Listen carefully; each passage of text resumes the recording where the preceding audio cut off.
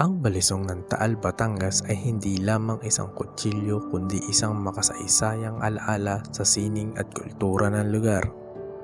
Ang tradisyonal na paggawa ng balisong ay naglalarawan ng kasanayan ng mga manggagawa sa Taal na mayroong mga taon ng pamana at pagpapahalaga sa sining na ito. Sa bawat paggawa ng balisong, nag-uugma ang mga hibla ng kasaysayan at kahusayan ng Taal, nagbibigay buhay sa isang yaman na kultural na pamana.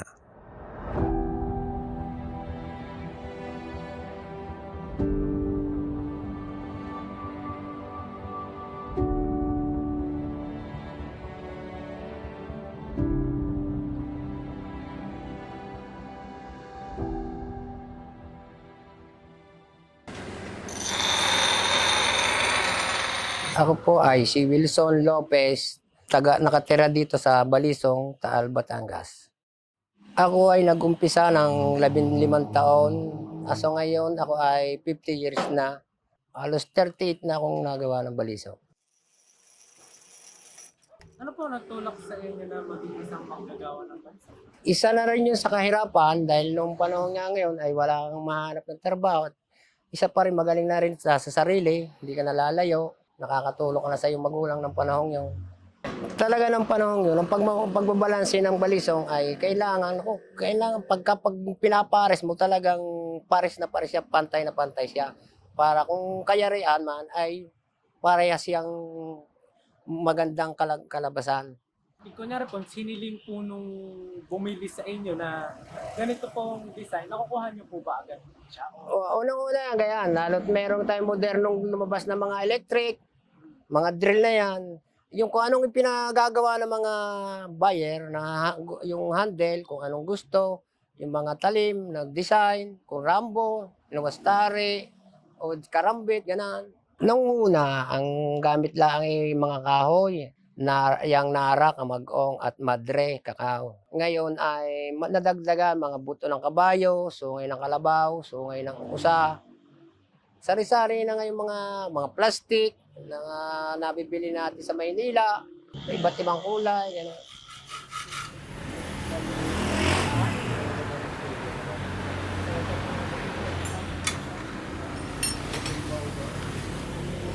Ano po ba ang pinakamurang balisong? Yung pinakamurang balisong, ang handle ay ganito, puti. Inaabot lang ng 1-2. 1 to. Ito pati size 20. Itong size 20 ito inaabot 2.5. Ito naman, dahil magkaiba ito ito ay ang ginagamit ito, burner natin na stove. Ito naman yung binibili pa namin sa Malabon. Ano po? Sa Binondo. Yeah. Ito tawagin namin flat brass tanso. Itong size 24, 3.5. Saan po ba talaga ginagamit ang isang balisong po? Noon bigay naman naos. Ang iba nausong gumawa ng mga krement ginagamit sa pag-hold up. Pero hindi naman namin kaya ito ginawa ay para makasakit.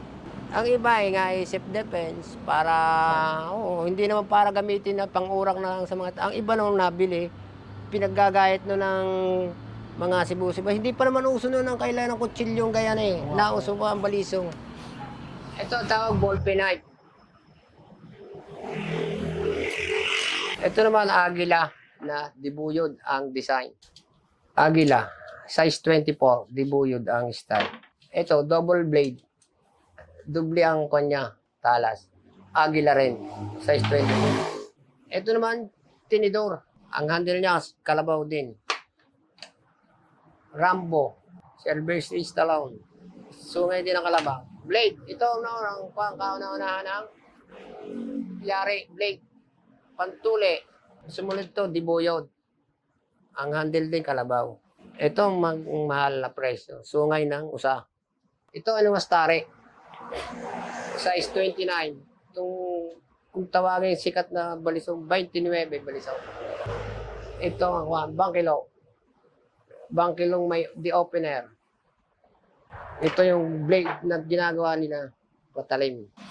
Yari, mga molye ng mga sasakyan.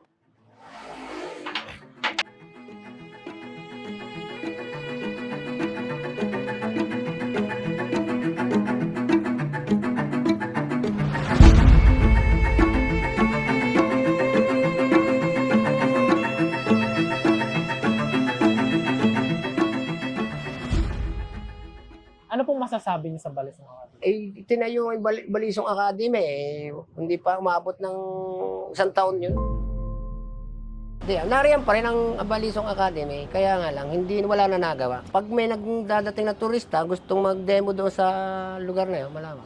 Sa amin din lang doon sa loob. Sabi ko, suggest ko, kumuha tayo ng tao sa ibang lugar na hindi makakaalis. Di sagot na lahat, maturuan lang nila, maturuan lang. Ilang manggagawa na po ba kayo sa tingin ninyo ang naggagawa ng Balisong?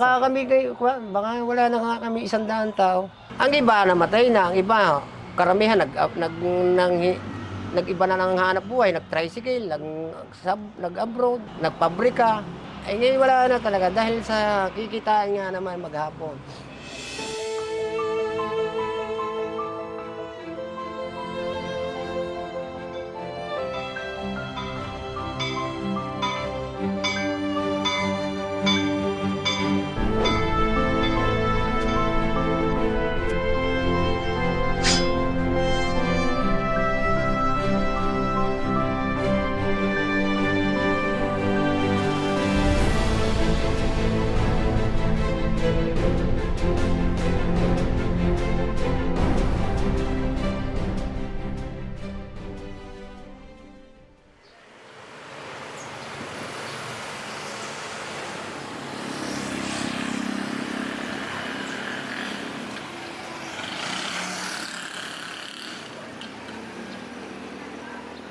Ako si Jose Kapul, palayo ko ay AK kung tawagin nila si June. Sa ngayon ay punong barangay ako, yung barangay Balisong, 49 years old na. Tapos, and then, bago ko napasabak dito, nanungkulan din ako bilang kagawad ng 11 years. Tapos, bago ko naging nagpahinga ng 5 years, naging trabaho ko, simpleng pagpapanday ng mga bahay, hanggang sa naging foreman.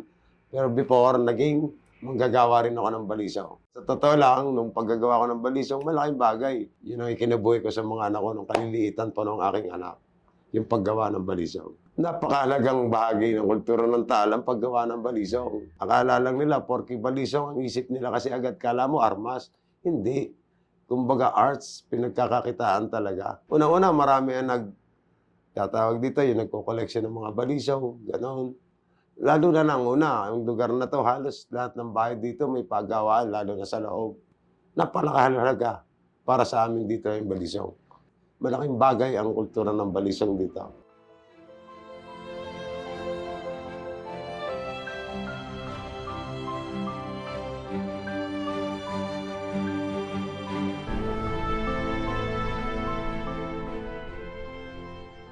Gumala ka lang diyan, makikita mo talaga balisong. Hindi mo na iisipin na para maging armas, para sa pag-away.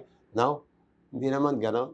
Ibig sabihin parang pangkaraniwan na sa amin ang balisong na yan Hindi na naman para pag nagkakaaway-away wala. Sa totoo lang, sa edad ko na ito, 49, madalang ditong criminal case na tungkol sa balisong. So kapag nakakita kayo ng mga bata, kunyari, sabihin mo natin 18 teenager na may hawak na balisong, ano pong naisip mo sa?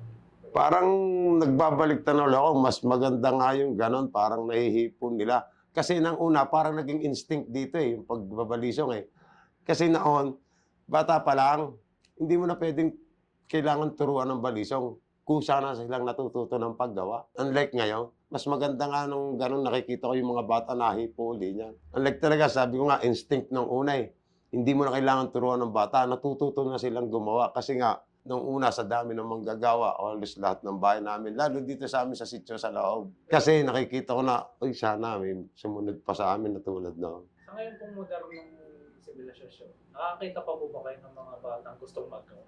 Yun nga ang problema namin. Madalang na. Sa totoo lang, na ibig sabihin, hindi gaya ng una namin na yung bata may kasi may mga tawag-tawag dyan kung anong uri ng klase ng pagtatrabaho. Pagkakaltas, pagleleha. Yung mga bata noon, kumikita ngayon, wala na talaga silang hilig sa nakikita ko. Ito ang maganda istorya. Ako nakapagpakasal nang dahil sa pagbabalisaw. Yung ginastos sa pagpapakasal ko sa pamamagitan ng paggawa ng balisaw. Sa totoong buhay, yung ipinagpakasal ko, tinulungan ako mga kapatid ko. Pero yung mismong umpisang pera dahil sa paggawa ng balisaw.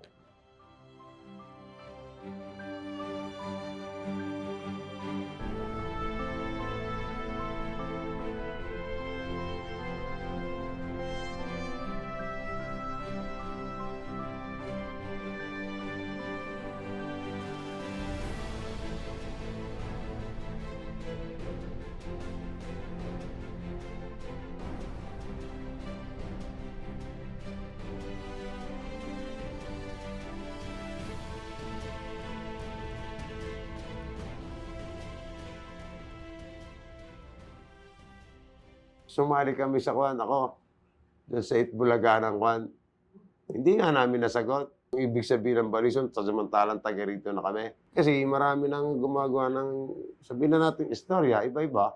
Basta ang pagkaalam ko lang talaga, ay, ang balisong, ay, kaya dito na bansagan ng barangay namin ng balisong, sadyang dito unang ginawa. Yun lang ang pagkakaalam ko talaga. Sa barangay namin ito, unang ginawa ang balisong, kaya tinawag itong balisong.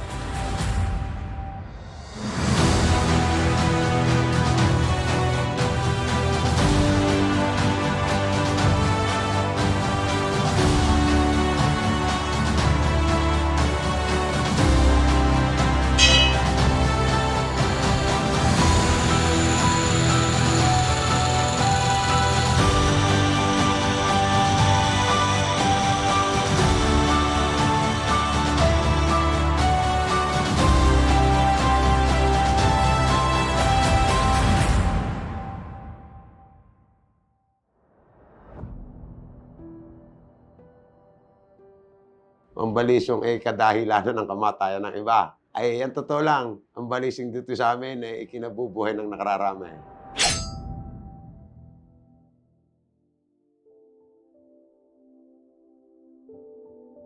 Ang mga problemang kinakaharap ng mga manggagawa ng balisong at sa mga programang itinayo upang mapanatili at buhayin ang kultura ng kanilang bayan.